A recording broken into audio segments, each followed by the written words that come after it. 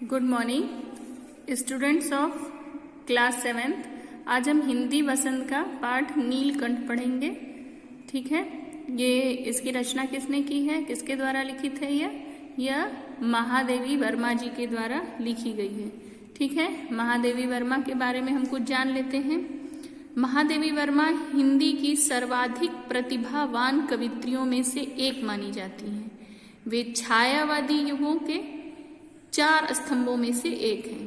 ठीक है, हिंदी साहित्य जो है वो कई युग में बटे हुए हैं। ठीक है, उनमें से छायावादी युग जो है उसके 4 स्तंभ माने पिलर, उनमें से एक मानी जाती हैं। कौन? महादेवी वर्मा।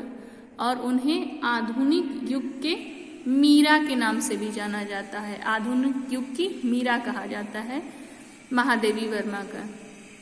उनके अंदर प्रकृति प्रेम, जीव जंतुओं से प्रेम बहुत अधिक देखा जाता है, और जिसके कारण उन्होंने यह पाठ जो है वो नीलकंठ नाम के एक मोर के ऊपर लिखा है।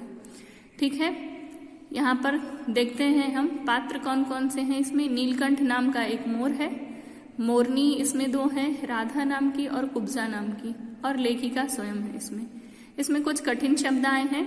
शावक माने बच्चा, आविर्भूत माने प्रकट होना, नवागंतुक नया नया आया या नए मेहमान को कहते हैं नवागंतुक। ठीक है, जो आया हो मेहमान। बंकिम माने टेढ़ा, ग्रीवा माने गर्दन, चंचू माने चोंच, आर्त क्रंदन माने दर्द भरी चीख, मतलब ऐसी आवाज जिसमें दर्द भी हो, चीख भी। ठीक है, विस्मयाभिभूत माने हैरानी से भरा, आश्चर्य से भरा हुआ। ठीक है, आप अपनी पुस्तक में खोलिए, देखिए पाठ 15। ठीक है, स्टार्टिंग है यहाँ से, पेज नंबर देखिए 108 पे। उस दिन एक अतिथि को स्टेशन पहुंचाकर मैं लौट रही थी। यहाँ पर लेखिका शुरुआत करती हैं कि वह एक किसी मेहमान को, अतिथि को स्टेशन पर पहुंचाकर लौट रही थी। उनके ड्राइवर उनको लेकर कार से वापस आ रहे थे। तभी उन्हें रास्ते में एक दुकान, जहाँ से वो अधिकतर पक्षियों को खरीदती थी, ठीक है, वहाँ पहुँचती हैं। तो वहाँ पर जाते ही जो दुकानदार रहता है, जो पक्षी विक्रेता रहता है, चिड़ीमार, वह चिड़िया पकड़ के बेचता है। वह उन्हें प्रणाम करता है, उनका सम्मान करता है, नमस्कार करता है। उसके बाद वह उन्हें कहता है कि आप मुझसे ले लीजिए, मेरे पास 2 पक्षी शावक हैं, मतलब पक्षी के छोटे बच्चे हैं। ये मोर हैं, आपने मुझसे कहा था मोर के लिए, इन्हें ले जाइए। महादेवी वर्मा जी उन्हें ले आती हैं घर पे, और वह उसे अपने कमरे में ले जाती हैं। और उन्हें उनके यहाँ पर बहुत सारे और भी कबूतर, बिल्ली और भी कई सारे जीव जंतु वहाँ पे रहते हैं, जिनसे बचाकर वह उनको अपने कमरे में रखती हैं। जो भी लोग देखते हैं, उनके घर वाले, वो लोग कहते हैं कि आप क्या हुई, ठगी गई, क्योंकि ये क्या है, ये तीतर है, मोर नहीं है। लेकिन कुछ समय बाद धीरे धीरे जो मोर था उसकी कलगी जो सर के ऊपर निकला रहता है, और उनके जो भी शारीरिक हाव भाव होते हैं मोर मोरनी के, वो निकलते हैं। तो जो मोर था उसका नाम रखा जाता है नीलकंठ, क्योंकि उसकी ग्रीवा, जो गर्दन थी, वो क्या थी, नीली थी। ठीक है, और उसके आकर्षक होने के कारण उसका नाम नीलकंठ रखा गया। और उसके बाद जो उसके साथ हमेशा रहती थी, उसके छाया की तरह, उसका नाम राधा रखा गया। ठीक है, मोरनी का नाम राधा रखा गया। ठीक है, दोनों नवागंतुकों ने पहले से रहने वाले में वैसे ही कौतूहल जगाया जैसे नववधू के आगमन पर परिवार में स्वाभाविक। ठीक है, जैसे ही दोनों मोर मोरनी उनके चिड़ियाघर में, महादेवी वर्मा ने चिड़ियाघर बना रखा था, उसमें उन्होंने रखा मोर और मोरनी को। तो जिस प्रकार से नववधू मतलब नई नई दुल्हन आती है, तो परिवार में काफ़ी जिज्ञासा होता है उसको देखने का, उससे बात करने का। उसी प्रकार से उनके यहाँ पर हलचल मची। होता क्या क्या है देखिए, कबूतर, लक्का कबूतर नाचना छोड़कर दौड़ पड़े और चारों ओर घूम घूम कर, गुटुर घूम करके रागनी अलापने लगे, मतलब अपने अनुसार उन्हें देखने लगे। ठीक है। इसी प्रकार और भी जो चिड़िया थे जैसे तोता, बाकी उनको देखने लगे, ठीक है। और मोर के सिर पे कलगी और सघन ऊंचाई और चमकीली हो गई, मतलब जैसे जैसे वो बढ़ता गया उसकी जो चोंच थी वो और बंकीम और पैनी होती गई, ठीक है। उनके पंखों में क्या जो चंद्रमा की तरह दिखाई देता है, इंद्रधनुषी रंगों की भांति वो निकलने लगा, अर्थात मोर जो था वो क्या हो गया, बड़ा होने लगा और उसकी आभा सुंदरता और बढ़ने लगी। ग्रीवा गर्दन जैसा कि आपको बताया नीले रंग की थी जिसके कारण उसका नाम नीलकंठ, और उसके साथ छाया की तरह हर समय रहने के कारण मोरनी का नाम राधा रखा गया, ठीक है। इस प्रकार से धीरे धीरे जो मोर था वह क्या बन गया, वहाँ पर एक तरह से संरक्षक बन गया। वह चिड़ियाघर के सारे जितने भी जीव थे उन सबका क्या करता था, संरक्षण करता था। एक बार एक सांप घुस जाता है उनके जाली घर में, और वहाँ पर एक शिशु खरगोश था जिसे वह अपने मुख में दबा लेता है, सर्प, और सांप को सर्प कहते हैं। और तभी नीलकंठ जाकर उस सर्प के सिर पर वार करता है ताकि जो खरगोश का शावक है बच्चा उसे कोई कष्ट न हो और वह बच जाए, फिर वह बच जाता है, ठीक है। इस प्रकार से वह सदैव जितने भी चिड़ियाघर में रहने वाले, महादेवी वर्मा जी के चिड़ियाघर में रहने वाले जितने भी कबूतर और तोता और खरगोश, उन सबों की देखभाल करते हैं, ठीक है। इस प्रकार से वह एक वफादार भी था क्योंकि वह अपनी मालिक जो थी उनकी महादेवी वर्मा जी को नृत्य करके दिखाता था, अलग अलग भंगिमा करके दिखाता था, सतरंगी मंडलाकार छाता तान कर नृत्य करता था। जब भी बारिश होती थी तो वह अपने को रोक नहीं पाता था।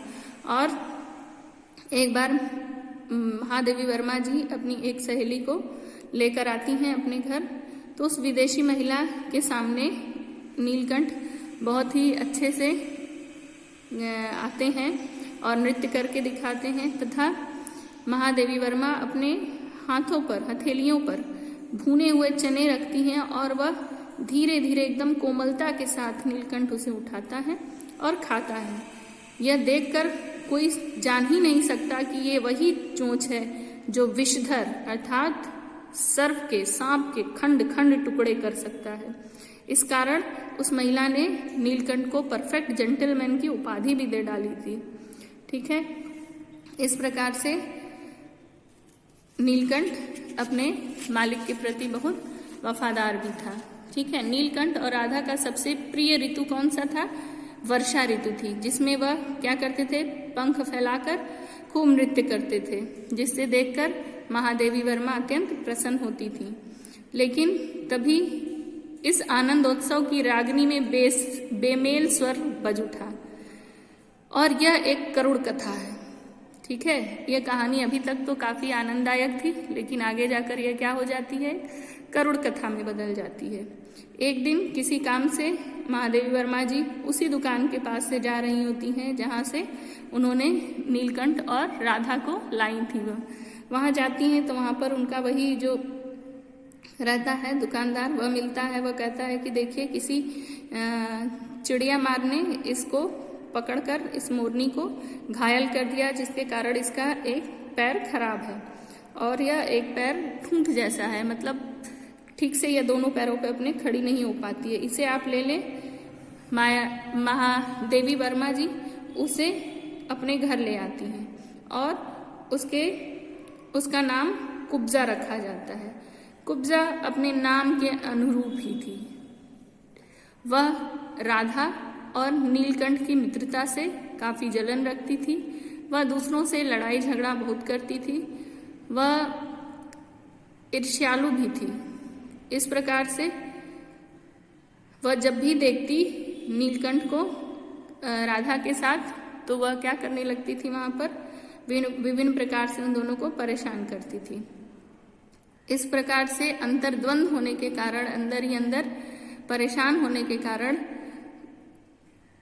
नीलकंठ जो है वो परेशान रहने लगा। जैसे ही नीलकंठ कुब्जा को देखता वह उससे दूर भागना चाहता था। इसी बीच राधा ने 2 अंडे दिए जिसे वह अपने पंखों में छुपाकर बैठी रहती थी और कुब्जा ने उसे चोंच मारकर ढकेल कर गिरा दिया जिससे उसके अंडे भी टूट गए। कई बार नीलकंठ परेशान होकर जाली घर से या चिड़ियाघर से भाग चुका था।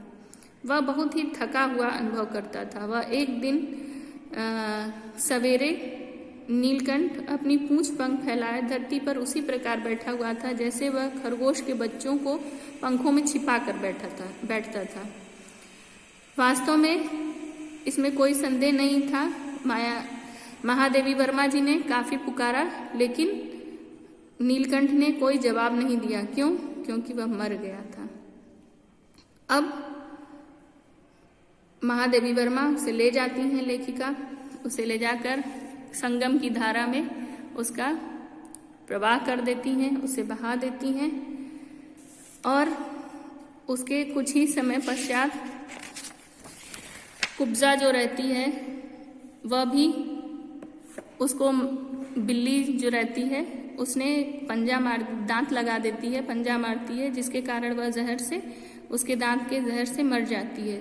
परंतु राधा ने अभी तक देखा ही नहीं था नीलकंठ को मरते हुए। उसे लगता था कि नीलकंठ कहीं गया हुआ है, वह आ जाएगा। इसीलिए राधा अब भी प्रतीक्षा में दुकेली है, अर्थात राधा और उसका दुख दोनों मिलकर प्रतीक्षा करते हैं किसका? नीलकंठ के लौटने का। जब भी वर्षा ऋतु आती तो वह अपने आवाज से, केका माने मोर की आवाज से, तीव्रतर बहुत जोर जोर से नीलकंठ को पुकारती रहती है। महादेवी वर्मा जी ने इस पाठ में मनुष्य के साथ साथ पशुओं के अंदर भी किस प्रकार का भाव होता है इसका वर्णन किया है। इसको 2-3 बार पढ़िएगा, काफी रोचक कहानी है और मनुष्य के स्वभाव को इसमें एक तरह से मिलाकर देखा जा सकता है। परंतु इस जीव जंतुओं में भी इस प्रकार के संवेग होते हैं, यह इसमें दर्शाया गया है। इसी प्रकार से यह पाठ समाप्त होता है। धन्यवाद।